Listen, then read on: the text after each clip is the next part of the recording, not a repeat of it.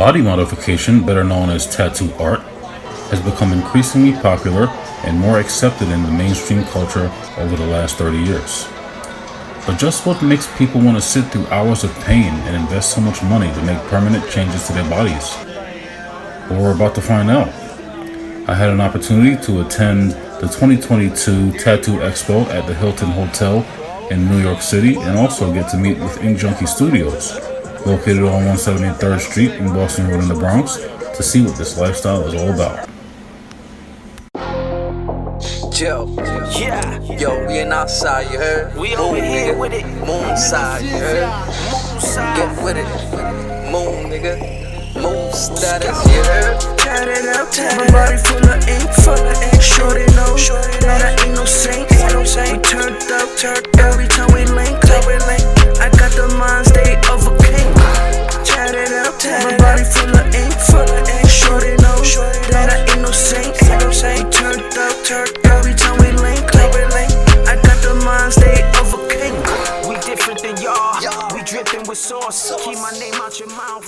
You pissing me off. Hey, my name is Kat. Well, Catherine. That's my long name, but Kat for short. When I got my first tattoo was a little over a year ago during the summertime, and I got it for my son, which is 3 years old now. His name is Aiden, so I got his initials and I put a Mickey Mouse over it because he was obsessed with Mickey Mouse since he was born. So I decided to do that, and I had gotten it on my right wrist. I originally wanted a tattoo was based off, one, my sister, she's way older than me, she has gotten multiple tattoos. I've seen, I was like, it's actually a beautiful piece of art that is actually printed on your skin that's there permanently, and I was also like thrilled by it. It's like once you start, it's like you can never stop. Once I got my first tattoo, most definitely I wanted to get a lot more. It's a thrill, couldn't stop. It's just me, I don't know, I guess. For your first tat, I would really say is think about what you want to get, how you want to get it, and really think if it's really going to be for you. Don't just get a tattoo that it's something that you're going to regret later on in the years.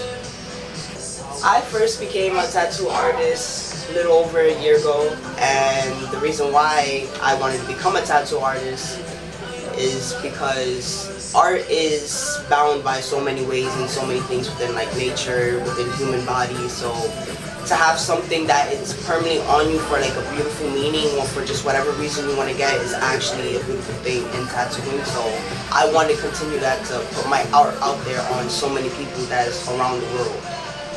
Once I hit like around 3-4 years old, I started drawing on my aunts, my sisters, and everybody, and they actually liked what they saw as a little kid's doodle. So I decided, I was like, maybe I could turn this into a profession. Let's see how I can, and I ended up progressing more in my drawings, and I decided, yeah, I think I want to become a tattoo artist. When I was doing my first tattoo, most definitely, yes, I was nervous. But I had my boss, my team basically behind me, supporting me, so it actually gave me the confidence to like just relax and just do what I do best, which is I would like to draw on people. So I thought of that as like back in the days when I was a kid, drawing on somebody with a marker or with a pen. Just go at it, have fun, but just be cautious. So yeah, I could say it was a 50-50. At the time, I can say like Ami James, Kat Von D, old school heads around there around the time. I don't know much on a lot of tattoo artists, but if I did, I would most definitely say them. They gave me a big inspiration on tattoos. I can say one positive story that I've had, which was recently. I could say maybe like a week ago. A client had came in to get a tattoo for a fallen person that was dear to them, and I had recently had my mother passed away, and I decided to put a piece on me that she actually wanted to come in with me years ago, and we never got the chance. So when she had gotten it, it felt that sentimental feeling. I felt what she felt when she got this tattoo. So I wanted to really put in my all and everything for this person, and they loved it. My negative experience that I did have was I had a client that came in like during in the beginning time when I had first started tattooing. She wanted to get something right here like on her chest, and we talked about the way how she wanted it, the design, the placement and everything, and I guess it didn't come out the way she really wanted it, so it led into bad altercations and everything like that, so it didn't turn out so well as I really expected as a tattoo artist to a client. I definitely see myself in the next few years out there still gonna tattoo more on people, learn more from the expertise and all of that. I want my name to be out there to be as a tattoo artist, not just as an artist, but as a person of me being of showing my art to anybody. You know, that's basically what I want to see myself in a few years. Probably maybe you could say less, 10 years. Hopefully, I can try to make that goal. So fingers crossed on that one. Definitely fingers crossed on it. Get my name out there. You can come see me right here, obviously in the Bronx if you're from New York. Around the 2 and the 5 line. Ink Junkie Studio. This is basically where I'm at. This is my studio where I'm here. Right here on 173rd on Boston Road. Yeah. How you doing? My name is Eddie Monster Perez. I own Ink Junkie Studios. It's about to be a year with the establishment. And we're starting off with the first tattoo. First tattoo I ever got was the butter tattoo that I got on my arm. I was 17 years old. I went on my own to get that. I don't know, I was kind of inspired by my artist. His name is Hectat. And, yeah, he pretty much taught me to, pretty much motivated me, basically, to get the tattoo machine, just to start with him. And, I ended up doing a design for him. He ended up saying, yo, just design anything that you want, and I'll do it for you. This is going to be the start off of your tattoo, drawing, tattoo creation.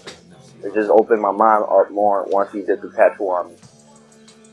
Well, one is I'll be honest, once you get your one tattoo, it's going to be a long time collection going. It's like the door opening for everything. Getting piercings, tattoos. You want to go more above than the average, which is going above the neck, you know, more noticeable where people could see. It's going to get to that level. Trust me.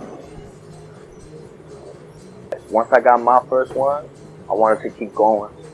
And I was very interested. Once I got my first tattoo, I told my sister to give me, if she could try to get me a tattoo machine for my birthday. And she did. She ended up getting it for me. And once I went from there, I had a professional do my first one, then I did the rest of them myself. People that's trying to get their first tattoo, I'd say just be wise of what you're getting. Don't be like me. That you're gonna get mad random. You're gonna get too excited to the point that you're just gonna want anything off that wall. But I mean, that was just me just being, you know, slow and dumb, and you know, just being excited about the tattoo industry. Because I was already affiliated with somebody that was showing me how to get in there. So just by that, I was just more excited, and I just wanted to do anything on myself. But for the people that's getting their first tat, believe me, you don't want to get with any tattoo you see. Be smart about it, and really think about what you want. Make it memorable, make it meaningful, and yeah, just be smart about your decisions on tattoos, because you're gonna regret them later. Yeah, I was pretty nervous, sweating, bullets. I was feeling all type of emotions, to be honest.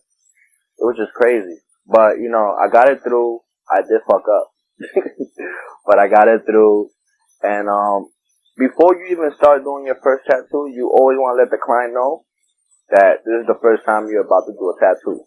Just so they can have the heads up, and they don't have to be disappointed at the end of the results of your tattoo. If a client is not satisfied, you always want to make the client satisfied. It's not that you do the tattoo and expect them not to be satisfied. That's why you always got to tell them ahead of time, so they can know and have the heads up. But if they still end up being not satisfied, always occupy them into being satisfied, because you always want them to give good attention towards them. And just try to do your best. not to have the client unsatisfied. And if they still unsatisfied, just make sure you throw them a little something.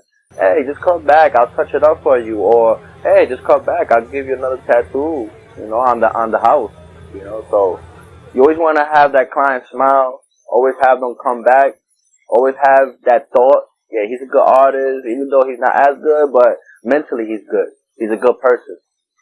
And it's just the bigger picture for them to see. I got both actually. I got a positive one and a negative one. I could talk about the negative one first.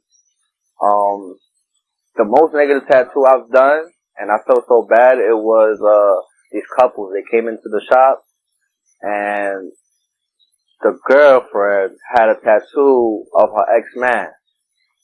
And it was like on the transpap area. So, I was kind of reading it because it was kind of fading.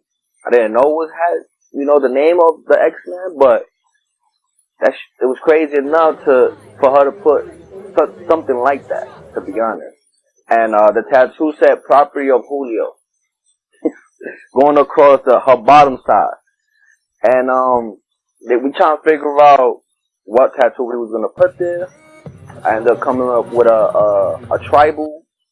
And you know how tribal is? Tribal is like the most work you could ever do as a tattoo. There's just so much black in it, so much designs going on. And especially down in that spine area, the transstamp area, is like the worst pain ever you ever feel. So, you know me, I always get my numbing cream. I always, try to give my clients the less pain as possible they could get. I put that for a good 20 to half an hour, started the tattoo. Doing the halfway tattoo, she was already complaining. I'm looking at her boyfriend. Her boyfriend is like, keep doing it. I'm like, alright. Kept on doing it, finished the line work. I went to do the shading now. Gave her a little break. Hopped on to another shading. Started coloring all that in. All I hear, screaming, and I was like, and I'm looking at her boyfriend, and he's like, keep doing it. I'm like, alright. I'm feeling bad at this moment, but I just kept on doing it, man, and I was feeling bad for the girl. Me personally, I don't like to have these clients go through these extra pains that they gotta go through. But I was already feeling guilty. Halfway done, I have the client I'm tattooing. She's crying hysterically. She wanted to stop, telling her boyfriend, please, I want to stop. Her boyfriend, what he did is got on top of her, sat on top of her, hold her down. And I was forced to just finish it. So you know the end of result from that. So I ended up doing it. I finished it. When I finished it, it didn't come out as good, but I did do the cover up. I told the girl, yo, whenever you're ready to come back, it's on me. I'll touch up whatever I need to touch up. It's not your fault. It's not my fault, personally. But honestly, your man over here, he really wanted that off. So, and that was the worst tattoo I ever did, to be honest, man. Like, I would never want to go through that no more. I don't like having my clients go through such a pain that has to make me feel bad after that. So, and then the positive, I had this girl that I was doing memorabilia tattoos about her mom.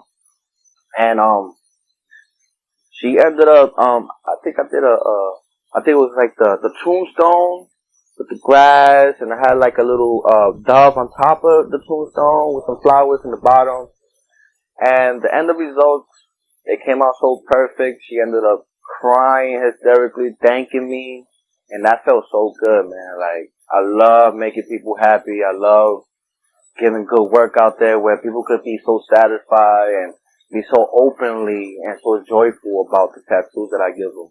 It makes you feel really good, man, because it's a good feeling to make people happy with tattoos, just tattoos itself. So, yeah, that's my experiment.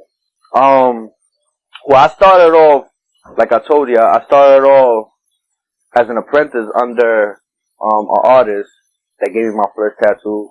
He motivated me into getting, my supplies, my tools. And I already got like 11 years in of tattooing, and Me, with them years, just experiencing this life, man, I love it. I will never give it up for nothing else. And I'm gonna keep pushing to the top, to be honest. But in between all that, I had another artist that owned a tattoo shop. It's called Ink Zone Tattoos. And he was a good brother of mine as well. And the things that I didn't get to learn, he taught me the rest. He gave me the opportunity to work with him, which was me and him in the shop, in the basement. And, yeah, he was pretty much out there with the tattoos as well. A lot of people knew him. His name is Zeph.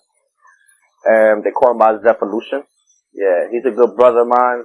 I will never forget him. From this day, he calls me right now. Whatever he needs, I got him. But he gave me the opportunity to work with him in the shop. And I did about like 7 years with him. Loyalty, ambition, just consistently open it up. He saw the passion that I had for it, and he just gave me the keys, and I started managing the shop after that. And that was a good feeling because that was the first step of me managing a shop. And I did that for 7 years. It gave me the ability to think more like a business owner because I had the shop now, and he gave me the shop to manage, and it was just me there. And he gave me the ability to manage the shop. So my mind was going more. I was like, if I can manage this, I can have my own shop. You know, like I know how to talk to the clients, customer service on 100. You know, my artwork is getting way better. It was escalating to the fullest. I was networking with a lot of people, a lot of artists. So I was like, why not take the chance? So I started saving up my cash, everything that I was making, anything that I was, some type of income that I would have, I would save it. And I'm like, you know what, one day I'm going to be a tattoo business owner. And, yeah, man, and it made me open this beautiful shop that I have now. It's about to hit a year in July 4th, year 2022. And I'm just trying to take this to the top, man, like, be worldwide. Go to conventions, get to know people, get to know more artists. You know, every tattoo artist out here, they're like brothers, man. They're like family. You know, I love each and every one of them. There's never envy in my heart to hate somebody else's artwork at all. You know what I mean? I always give that love. I always give them the props. You know, I shout them out. And that's all it is, man. That's what it is about this tattoo industry. That you get to know people and you get to become family with people and more like brothers and sisters. And it's just a team. And now I'm just thinking just building up this empire and just developing, man. Just being the greatest tattoo artist it could be. There's a lot of people out there that I look up to. You know what I'm saying? A lot of artists that I look up to.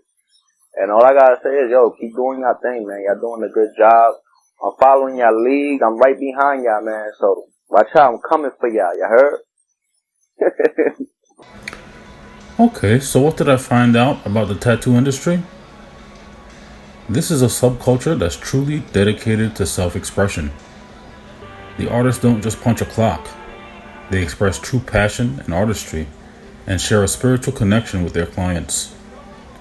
Through this experience, maybe I'll get my first tattoo. We'll see about that. Yo, we ain't outside, you heard? We over here with it. Moon side, you heard? Moon side. Get with it. Moon, nigga. Moon status, you heard? Tat it up, tat my body full of ink.